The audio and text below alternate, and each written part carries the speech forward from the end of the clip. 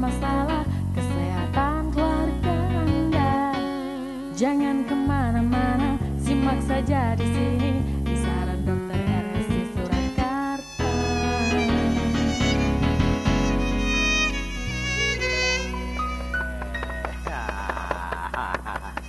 Oke pemirsa, terima kasih yang masih setia di TA TV yang mantap. Acaranya memang juga sangat luar biasa, super luar biasa.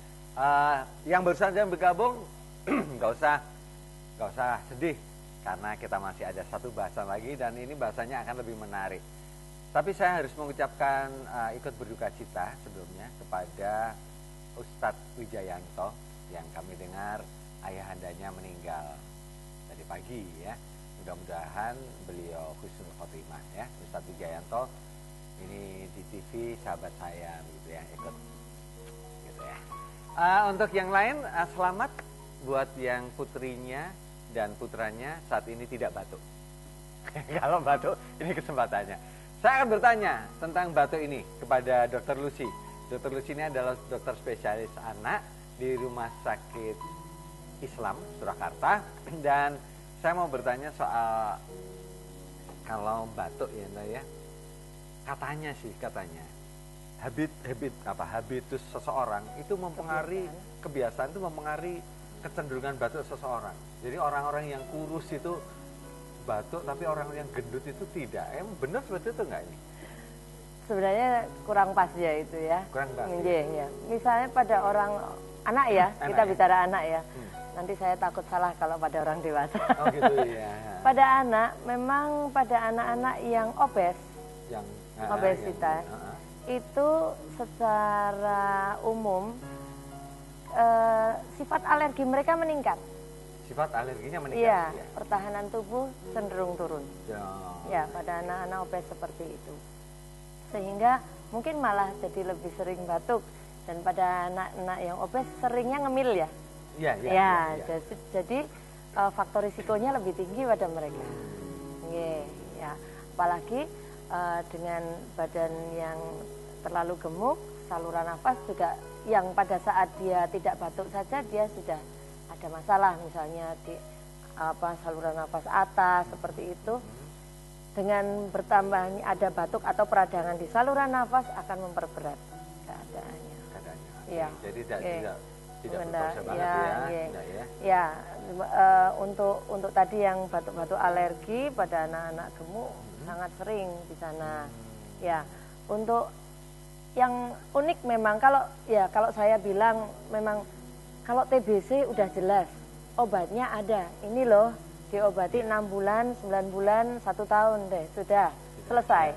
Tapi kalau alergi ini kalau tidak kita kelola dengan baik itu akan berjalan seumur hidup.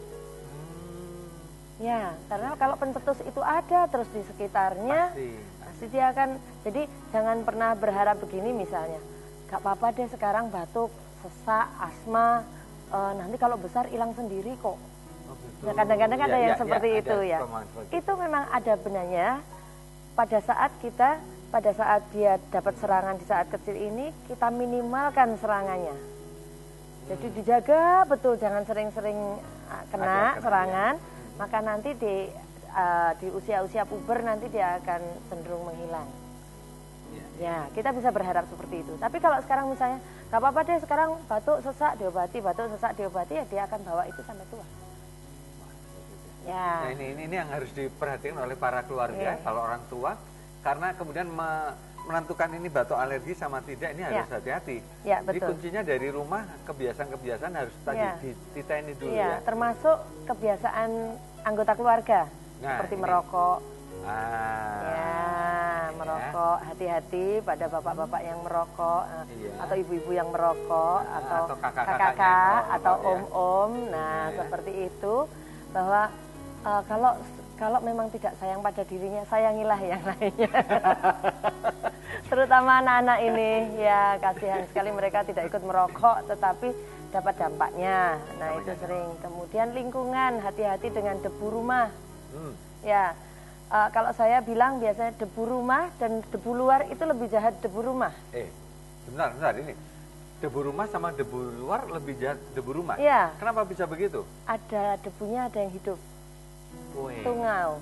Oh ada. Tungau debu, iya. Tungau debu itu akan mati dengan sinar matahari, tetapi kalau itu ada di dalam rumah kita sangat sulit. Semua ruangan kita kena sinar matahari, itu sulit ya.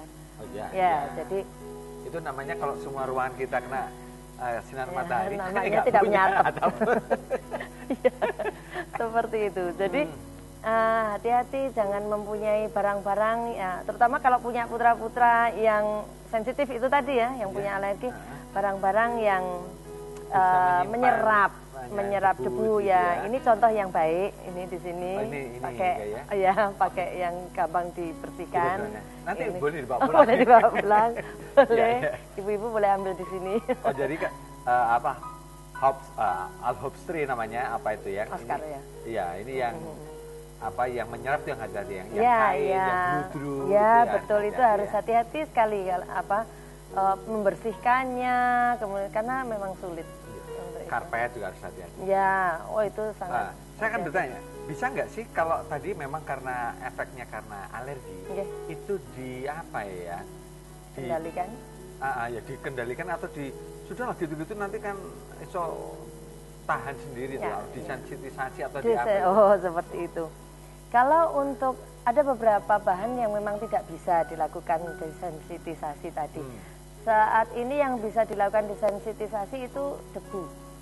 Debu yang ya. Kalau makanan itu kita bisanya, kalau itu makanan fresh misalnya, saya alergi udang misalnya, itu kita bisa berpuasa udang atau menghilangkan udang ini selama 6 bulan. Full. Setelah 6 bulan kita coba lagi, kemudian kalau masih timbul gejala kita mundur 6 bulan lagi. Sampai hilang. Lama-lama itu nggak bisa. makan udang. Tapi masih ada harapan untuk bisa makan udang kalau yang itu ya.